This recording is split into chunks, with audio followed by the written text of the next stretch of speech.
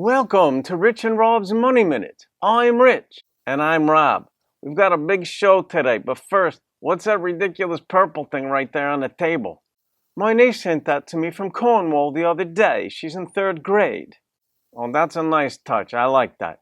What's in the works today, Rich? We got a big show, I know that much. A student at Auburn University whose screen name is Rollturd tweeted, "I'm an astrophysics major at Auburn. War damn eagle," whatever that means. And I'm wondering what your thoughts are on Richard Branson's Virgin Galactic, Elon Musk's SpaceX, and Jeff Bezos' Blue Origin. Do you think this is a winner-take-all game, or will they merge one day?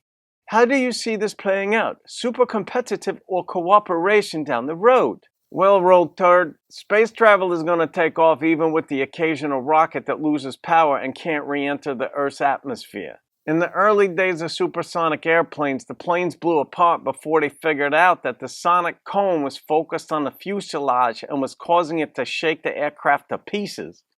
Then they fortified the fuselage, which only makes sense, and now some jets fly as high as Mach 4. The SR-71 Blackbird is still my favorite plane ever. People want to build rockets and people will pay to fly in them as long as they are safe and cheap enough. Scaling operations will happen.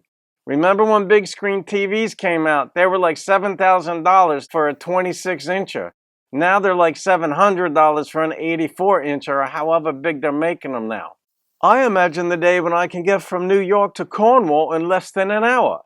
People think I'm mad when I bring it up, but early settlers thought getting from Boston to San Diego in 5 hours was sheer lunacy also. We will not only be traveling into space and back again, or going to fix the James Webb Space Telescope, the one that's replacing the Hubble, that beautiful thing. This is setting the stage for eventually traveling to other universes. I think Earth is the only place that can support life from what I've studied. You've gone mad with your multiverse philosophies. No crazier than what people in Moses' time would have thought about traveling to the moon or sending Voyager to Pluto. Space travel is a lot like a stock portfolio. Oh, this I've got to hear. Think of the initial conditions of Earth's history as a template and replicated in millions of universes.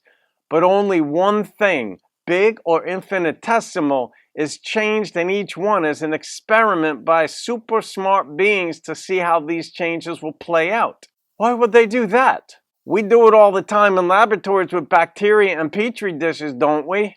How is that like a stock or investment portfolio? A bunch of people start with the same amount of money and are about to add positions to their portfolio, or take some out. Each stock bought or sold changes the value of the portfolio and also how that investor approaches subsequent trades. With fixed resources to start with that change over time, the ecosystem becomes fluid and changes. And as it changes, the people owning the portfolio and those around them in relation to each portfolio change. The possibilities become infinite real quick, even with one small change. Why would a supreme being do that if they're so smart? And how does that relate to multiverses? We assume a supreme being has infinite intelligence and knows everything. But let's change the premise to they know a lot more than we do, but not everything. Like Warren Buffett to the average investor, or me to you. Oh, please.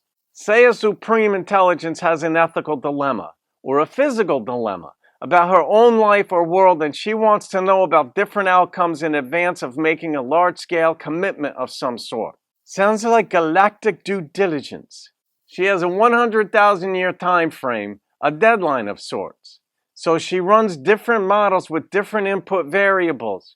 In one template, she gives people a conscience so they're aware of what they're thinking. In another, everything plays out the same, but she has Hitler lose the election. Always comes back to Hitler, doesn't it?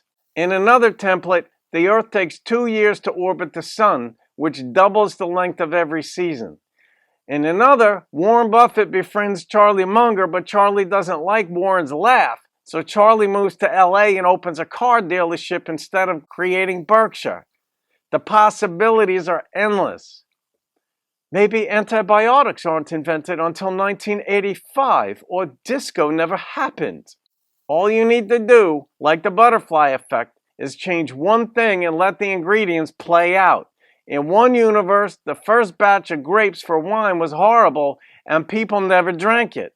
In another, there's no such thing as poison ivy. In another, cats come to you when you call them. In another, Facebook and social media never happen. In another, money isn't invented and people continue to barter with their things. Wait, you think this is going on right now? Like everything is the same here on Earth except one little change was made a month ago to a company's product and its stock performance was drastically altered? It's a thought experiment, but who knows?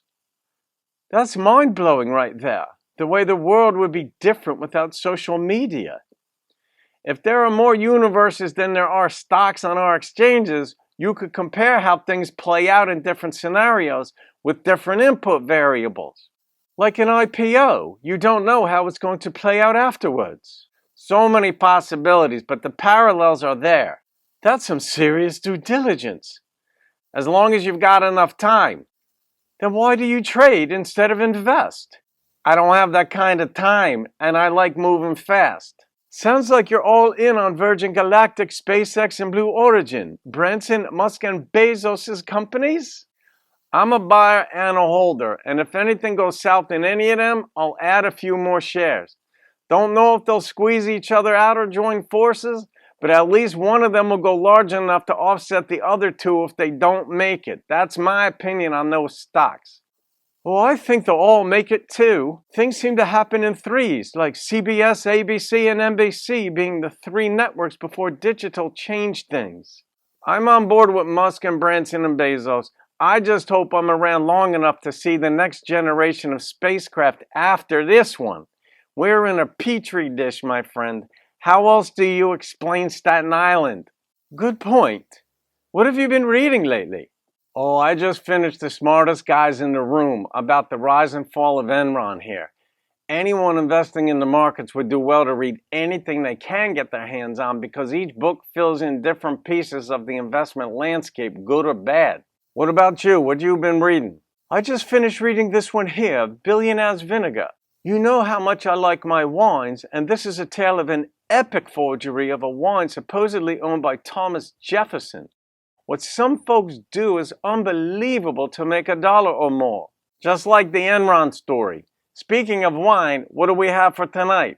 A Martinelli Pinot Noir. See you after the show with your wife? Yep, she'll be over too. Well, that does it for today's show. Remember, there are stocks that are going to crush it, and we're here to help you find them. Have a great day and see you on the next episode of the Money Minute.